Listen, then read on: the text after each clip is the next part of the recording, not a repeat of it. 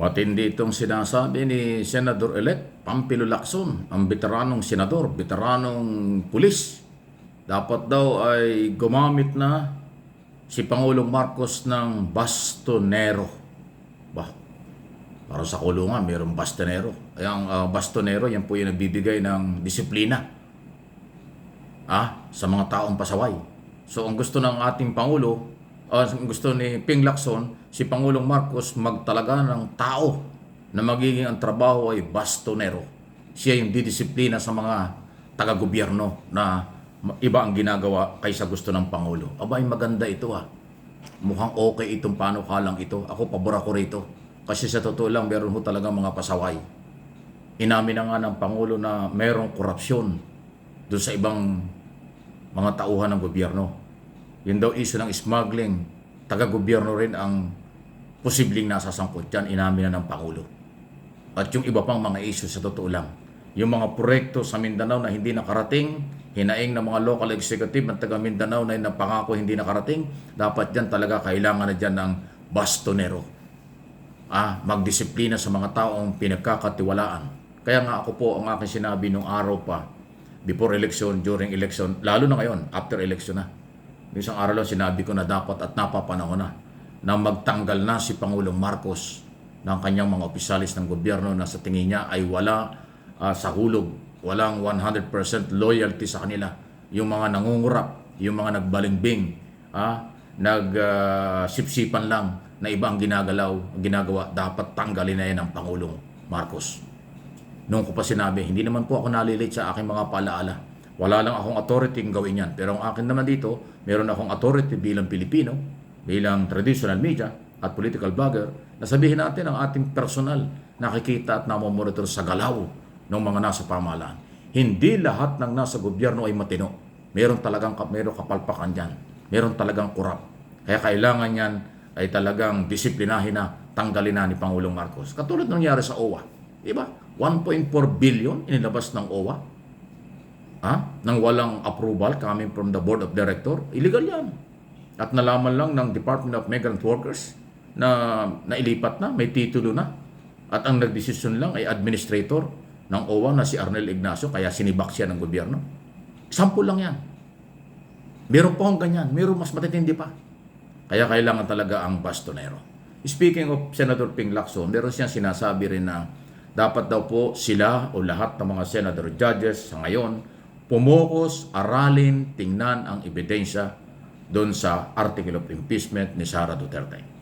Yan ang paalaala ng dating pulis na investigador at PNP chief na nagbabalik sa Senado. Lahat daw pumokos at tingnan ang ebidensya. Kalimutan na kung ano man. Kung may ebidensya,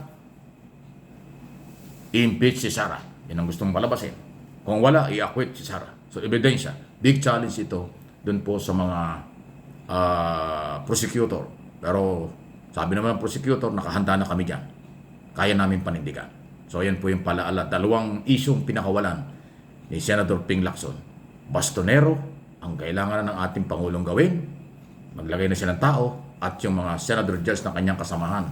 Tumingin daw kayo, pumukas daw kayo sa ebidensya. At yan ang magiging basihan kung ano mangyayari sa pagtatrial, pag sumilalim na sa trial, si Sara Duterte. Sunod na ating pag-usapan ito. Kailangan na nga ba na maging istrikto? Kailangan na nga bang ipakita na ni Pangulong Marcos ang kanyang tapang? Inap na, baka sobra na ang kanyang kabaitang liderato sa loob ng 3 taon. Pagdating ng June 30, 3 taon na po, kalahati na. Sa 6 na taong term ni Pangulong Marcos, inap na yung mabait na leadership. Kailangan talaga ay maging stricto na. Ibig sabihin, maging mahigpit na. Magkaroon na matibay na ipin. Ibig sabihin, tapangan na ang liderato. Pabor po ako dyan. Tapangan ang leadership na naaayon sa batas. Kasi masyado siyang nilalait, masyado siyang minamalit, masyado siyang hindi nirerespeto ng mga kritiko. Kasi ngayon kanyang kabaitan, sinamantala. So Mr. President, huwag po kayo magagalit. Kilala niyo ako. Kilala rin namin kayo. Gawin na po ninyo ang hinaing ng taong bayan. Ipakita na po ninyo ang matapang na liderato dahil sobra na, tama na. Yung 3 taong kayo inaabuso, nasasaktan na po ang mga Marcos loyalists, Marcos supporters at ang silent majority na taga-suporta nyo sa good governance at magandang takbo ng gobyerno. Naaawa na sila sa patuloy na panlalait sa inyo, paninira sa inyo na wala sa lugar. Ipakita na po ninyo ang kapangyarihan ng isang pangulo ng bansa na mayroong mandato mula sa mamamayang Pilipino. Ipakita na po ninyo ang tapang ng ating mga batas. Dahil sa 3 taon po, sobra-sobra na po ang ginawa laban sa inyo at sa inyong pamilya. Kaya itong natitirang 3 taon, ipakita na po ninyo ang matapang na liderato para matigil ang mga fake news, paninira at pambabastos sa inyo at sa gobyerno. Dahil nasasaktan na po ang mamamayang Pilipino.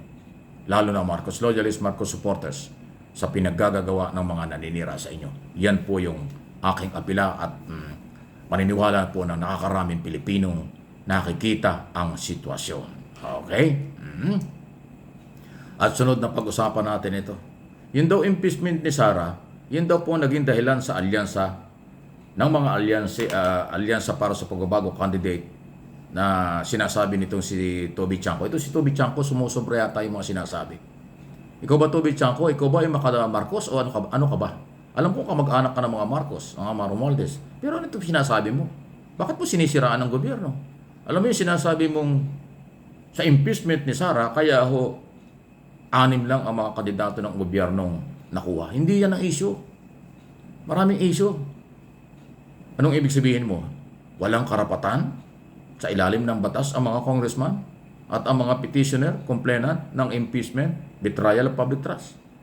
Kahit anong oras, kahit anong araw, pagka mayroong betrayal of public trust, parte ng proseso ang impeachment laban sa mga impeachable official. Hindi lang ang Vice President. Bakit sinisisi mo yung mga congressman? Bakit pag sinisi mo ang congressman, ang speaker, ang buong kongreso, ay ang gobyerno sinisisi mo? Bakit mayroong impeachment kay Sara? Meron siyang paglabag eh. Sa tingin ng mga complainant at ng endorser ng article of impeachment, mayroong paglabag, mayroong betrayal. May pang-aabuso ang pangalawang pangulo sa pera at kapangyarihan. Yun ang basihan kaya mayroong trial na gagawin. Bakit ang sinasabi nito si Congressman Toby Chanco na campaign manager ng Alyansa para sa Pagbabago? Yun daw ang dahilang impeachment. Kaya hindi daw nakuha ang majority or kalahati lang ang nakuha ng mga kandidato. Ba't ayaw mong aminin ang kahinaan mo? Ayaw mong aminin ang kakulangan mo as campaign manager. Huwag mong sisihin ang mga congressman at ang kongreso na inimpeach si Sara dahil trabaho nila yon.